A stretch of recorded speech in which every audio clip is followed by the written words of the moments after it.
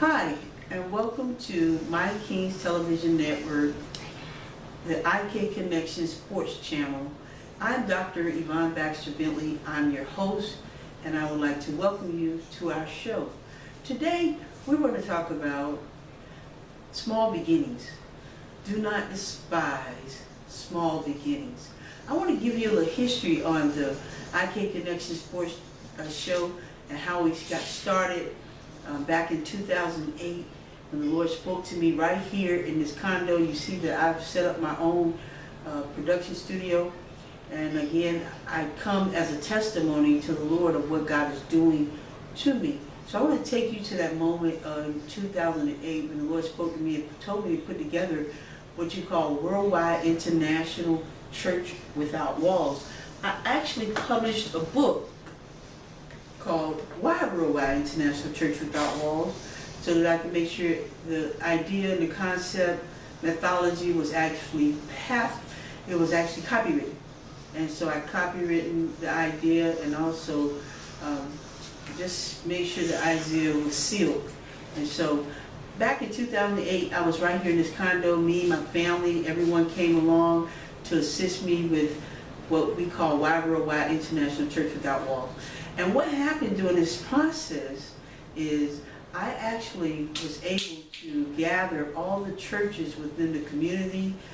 Pompano area I started, Margate, Fort Lauderdale, Sixth Trunk with Dr. Delaveau, Dr. Daly, with Sisters Empowering Sisters, Apostle Angela and Apostle Carol Benefield, and Pastor Brinson. They sent people out to assist me. The community of Margate got involved. Firemen came over here to this complex. The mayor came out. And the city commissioners really came out in the community to assist us in coming together as a people, helping and touching one family at a time. The Bible says to love the Lord thy God with all thy heart, mind, soul, and strength, and love your neighbor as yourselves. And my concept was, we need to get to know our neighbors. How can you love someone that you don't know? You don't even know their name, you don't know their needs, you don't know their desires. So we came together as a family. My family came out, my mother was here, missionary Lillian Baxter, my sisters were here. Dr. Alma Baxter actually was the first one to go door to door with me, knock on doors, and we prayed for everyone in this complex at that time. And we did not even know the trouble that the whole complex was in. I found out 6 years later that the city of Margate really got robbed by someone who came in the neighborhood and just robbed the people with these condos. So again, I'm here to testify and show how the Why Worldwide International Church Without Walls was branded. I went to train with Prophetess Cynthia Thompson for over 6 years, and during that process, she is the one who counseled me and assisted me in changing the name from Why Worldwide International Church Without Walls to International Kingdom Connection, because what I was doing is connecting the kingdoms. I was connecting the churches, and to be a positive aspect within the communities. And so again, I thank Pastor Billy and Prophetess Cynthia for being the overseers of this entire process and watch me transition from one situation to the other. I'm very grateful for their processing with that International Kingdom Connection. And as I sat with her and under her tutelage, I actually began to design a computerized IK Connection, where I would use technology to pattern. And as I was traveling through various communities, I saw engineers from Facebook, Twitter, LinkedIn, just SkillPage. All of them assisted me in building systems to make my system even more powerful. So I actually taken this book right here and I created what I call an IK Connection Powerhouse System. And what I did with the system is I wrote the system out all over the world. Nicaragua, UK, all over the world platform, even with my pastor's name on it. And my pastor's had no idea what I was doing until their friends flew in town and said, hey, this is coming right out of your church. It was birthed right out of your church. I had bankers like Prophet Jason Jackson came and said, hey, look, let me help show y'all what she's doing. Let's roll it out right. Came right up in there, got with all the generals and all the big people, and actually built one himself. And brought these people into another era of finance, where they're now multi-million and millionaires within the church. You know, the fivefold ministers are now multi-million billions, and I heard 2 of them actually became trillionaires. So I just want to, let you know that don't despise small beginnings. When God tells you to do something, be obedient to what God has said and called you to, regardless if you have the money, because I literally built this system out of my own pocket. You know, I had nobody at the time to assist me. No one came in and helped me with it. People came along the way, but they took the idea, concept for themselves. They left me. And at first I was really hurt. I was like, oh man, how could they do this to me? And you know what? As I gave the pain to the Lord and continued to stay in my processing and stay in the era, God gave me a more excellent thing. God gave me a more powerful system and a more powerful team. I thank God for the CEO and founder of My King Television, which is Dr. Abram, who has taken me on her wings and helping me with the whole nother realm of technology. Same thing, I met Marco with Pro Players, publisher and promoter of over 40 NBA, NFL players. And she's brought me into her private community, private family, which is powerful people. And just incredibly amazing just what those 2 women right there alone have brought me in with the technology sense. You know, I'm always on another supernatural and also prophetic level of having a mentor as great as Prophet Cynthia Thompson. I don't take anything from her, but these women are in a technology era, and they understood that I needed help, and they came out to assist and help me, and didn't even put some money in my pocket. So this year, I'm believing God that I'll be a multimillionaire, and we're gonna move from this condo to studios like David Friedman, and we're gonna work in some of these studios, and we're gonna do some great things. Dr. Wells is a producer. He has a studio opportunity as well. So we're going to see and watch God take a small beginning and let God break it and make it great. And I'm so grateful. I want to read a scripture to you. One of the scriptures is Matthew 16:26. And Matthew 16:26, it says, For what is a man profit if he should gain the whole world and lose his own soul? Or what shall a man give in exchange for his own soul? So what do you profit if you would gain the whole world and if you would lose your soul? So one of the things that I did, and the soul is your mind, will, and your emotions. So I didn't want to lose my soul and lose my mind doing something else other than what God had called me to and told me to in the beginning. No one understood me. Some people don't understand now, and I was trying to give it away because I'm like, why would God give me something that doesn't make sense? And that's 10 to 20 years down the line. But guess what? After about 10, 12 years, now it makes sense to our era and our communities and to the business world and to the corporate America and to pastors. It makes more sense now. Technology in these in the church and in other areas. So now everything that God had given me He's actually given me the faith as a mustard seed. That I believed Him in that small thing, and He's now made it great. And I'm like, wow. I talked to Dr. Abram, and she's doing things that God gave me, and I'm like, wow.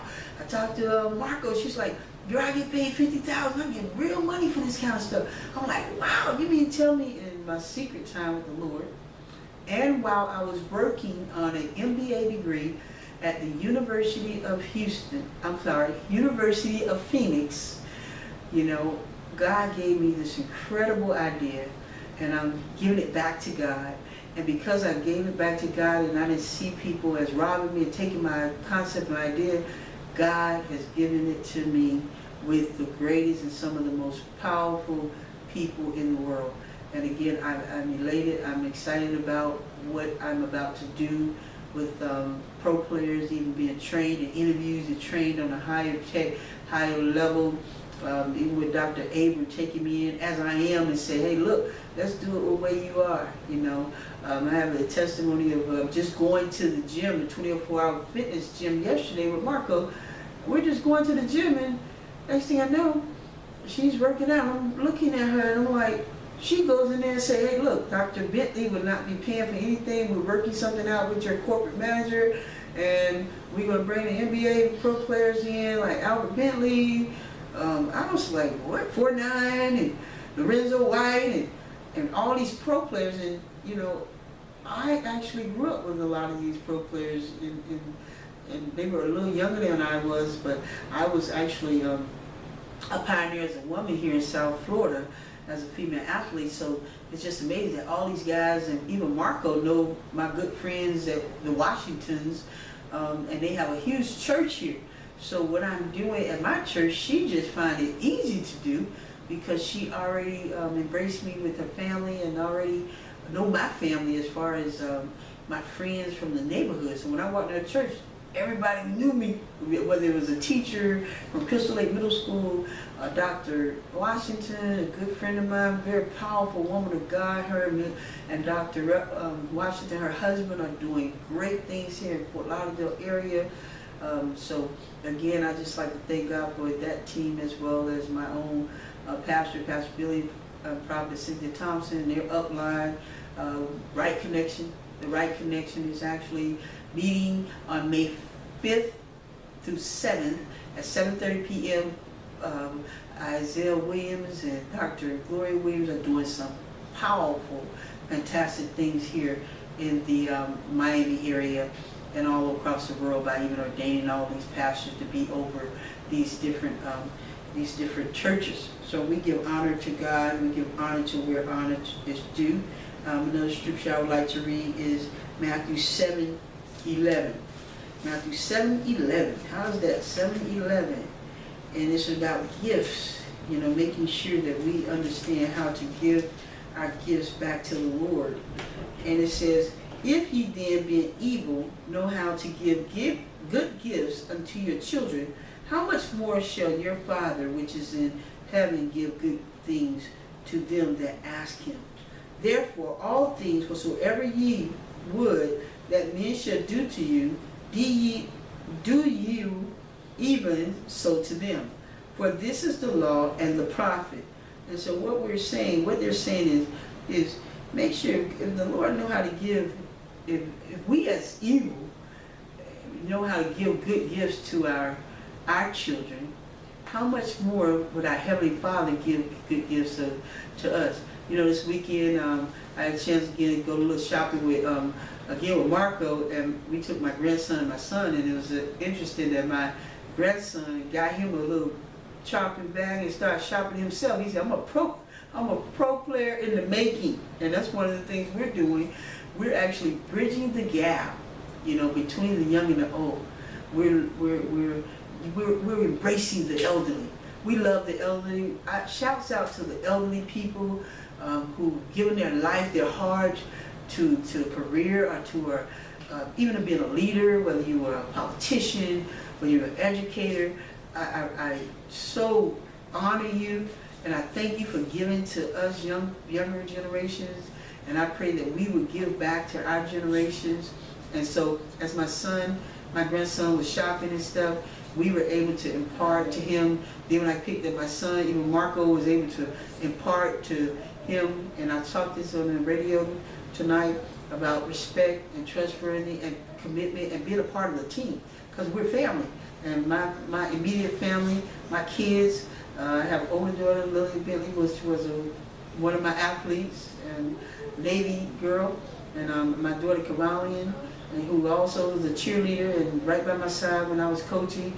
And now I have my son coming up in the ranks, and hopefully he could experience being a pro player one day. But I said it's not because of mom, it's because you got to want it for yourself.